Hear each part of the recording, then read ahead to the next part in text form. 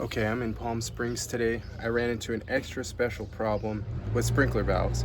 So I wanted to take a video to show you some warning signs of when this might be a problem. This situation, the gardener fixed it and just created more problems. So check this out. Okay, so these sprinkler valves, they are pretty rough looking. They've seen better days. My client's issue is that this one right here is not opening, so it's not turning on, and this is for the backyard. Very common with hunter valves. They will fail and they just trickle water through. They don't open all the way. Not surprised to see that. So if you see a black hunter valve, you'll see hunter right there. And especially if it looks like this, when it's supposed to be all black in color, it's had a lot of age. They, just so you know, they don't do well in the heat. So definitely something to think about replacing. Extra issue here. So the gardener addressed the issue with the backyard, supposedly. He ended up replacing this valve for some reason, which does the front yard. So I'm not sure why he replaced the wrong valve.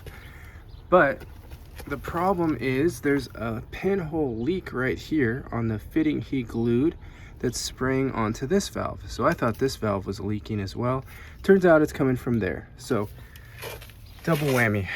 The lesson we can learn from this is if you see wet dirt all around your sprinkler valves, just know there's an issue. It should not look like that. So you may need to get it checked out. So anyways, we're here in Palm Springs. We're gonna get this fixed up. I'll do a quick clip about what it looks like at the end. Thanks for watching. Okay, and these are the finished products. You can see everything's similar heights. Got pressure regulator filters on all the zones, which they needed. It's been checked. And it's all Schedule 80 pipe where we use pipe. So this is it. We're in Palm Springs today. Thanks for watching. This is what we love to do. If you need help with your irrigation valves, please reach out to us. Thank you.